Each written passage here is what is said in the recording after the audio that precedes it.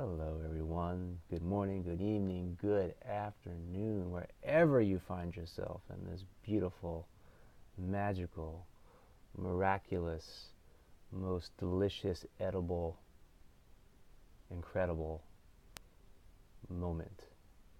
This is my first video post election, United States, US of A election.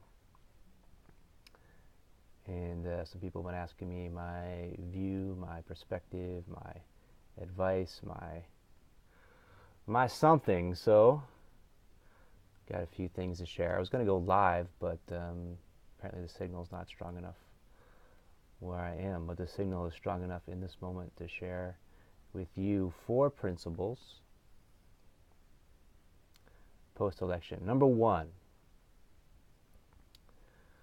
it's important to have deep compassion for the people who have been hurt by the words and the actions of the new president-elect. These include, but are not limited to, women, Latinos,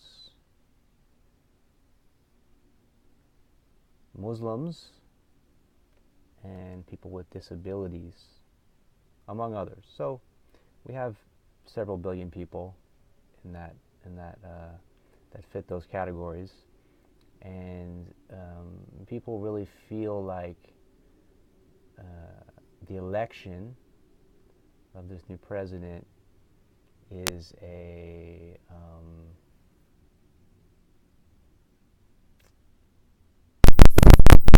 don't matter, that they're not important, that their pain is not important, or is important. So it's really important right now to feel a sense of deep compassion for everyone. There's a lot of anxiety, there's a lot of fear.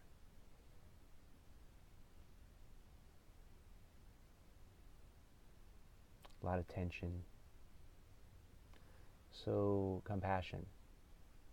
You know, a lot of my very enlightened, awake friends are just kind of easily glossing over, like, oh, this is great, this is the best thing that ever happened, because now everything's going to change so fast. And it can definitely accelerate the evolution of consciousness, for sure, what's happening.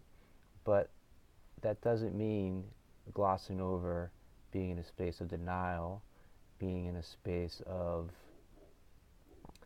bypassing the real hurt people are feeling right now, and the real fear and anxiety and tension people are experiencing right now around the world. So the first step is to acknowledge that. Acknowledge it, hold it, feel the depth of compassion, be present with it. Then we move to number 2, second principle, which is to be in a space of prayer for Mr. Trump, that we see him in his highest self, that we see the potential for the man he can evolve to, for the leader he can become for us, for the greatness that resides inside him, for the love that resides inside him, for the peace that resides inside him, for the freedom, for the empowerment, for the awakening awareness of the interconnection of all human beings, of every color, of every religion, of every gender, of every sexual orientation, etc. The interconnection of all human beings, the interconnection of the human being with this planet Earth, and the rivers, and the lakes, and the forests, and the trees, and the animals, and that we can lead a vision, a direction that encompasses the highest benefit for all beings, without denying. So we hold someone in their highest vision of who and what they can be, their highest potential, without denying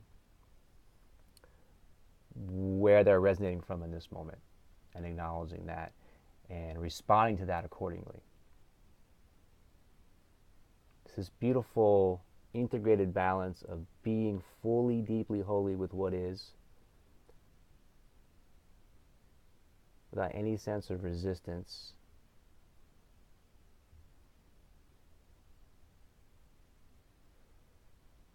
and opening through that to the unlimited potential of what's possible in every human being that we encounter.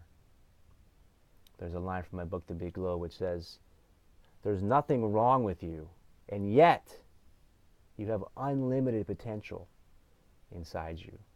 So we see the potential for the evolution, for the change that's possible, and we pray for that. And we pray a lot for that. Number 3.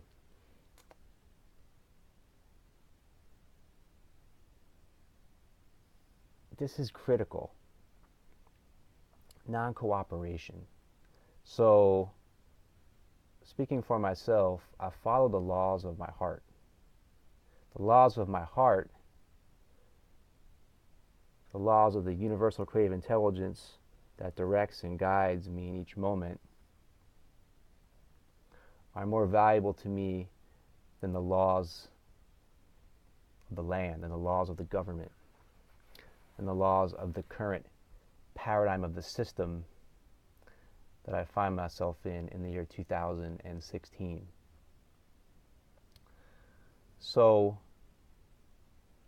point being that if the new president-elect creates a law or a rule or institution that I don't align with in the laws of my heart, then I'm not going to follow it. Simple. A leader is only a leader if he has followers. Otherwise, he or she is not a leader.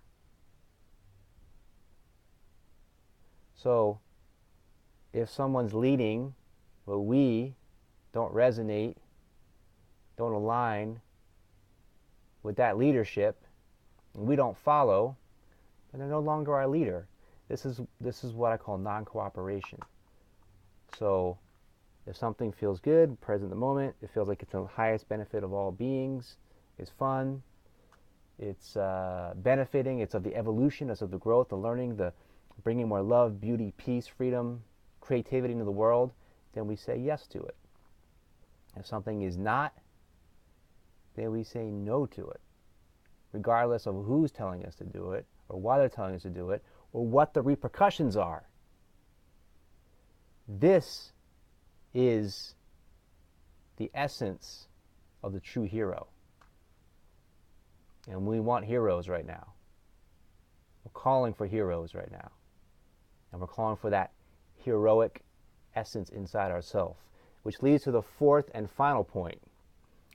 This is a time to really, as Gandhi said, be the change we want to see, and really step deeper and deeper and deeper and deeper into that truth. So it's time to stop looking outside of ourselves. It's time to stop looking anywhere outside of ourselves. It's time to stop looking for the president. There's so much energy, media attention, money, commercials based on the presidential race, the President of the United States. What if we put like 1% of that time focusing on ourselves and making the shifts inside ourselves to bring the deeper sense of being a more loving, kind, compassionate human being, the deeper sense of inner peace to be discovered inside ourselves, a deeper sense of freedom, boundless, liberated, spiritual understanding and realization inside ourselves, a sense of profound empowerment inside ourselves, of being, discovering who we truly are and expressing it in the world right now.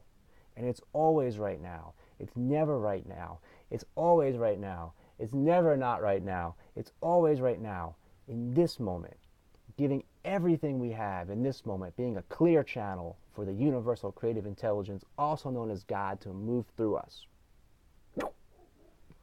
and express it in the world. Express in the world right now. So there's a lot of opportunity right now. There is a sense of excitement. There is a sense of potentiality. there's a lot of unknown, and in that unknown, there's the potential for change, and it's important to have compassion. Compassion is very important right now. It's important to have compassion. It's important to listen to each other. It's important to listen to those who may have a perspective that is different than yours. It's important to make an intent to see those whose perspective may be different than yours. It's important to make the intention to sit with those whose perspective may be different than yours. And in doing so, we can truly see another aspect of ourselves, see ourselves reflected back to ourselves, and really come to embody the wholeness, the awakening to wholeness, and divinity, which is the true essence of who and what we are. So, there's my answer for now. Wish you a beautiful rest of your evening. Let's just take a couple deep breaths together.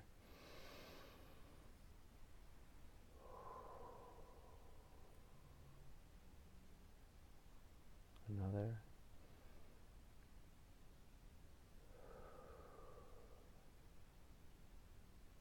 And one more.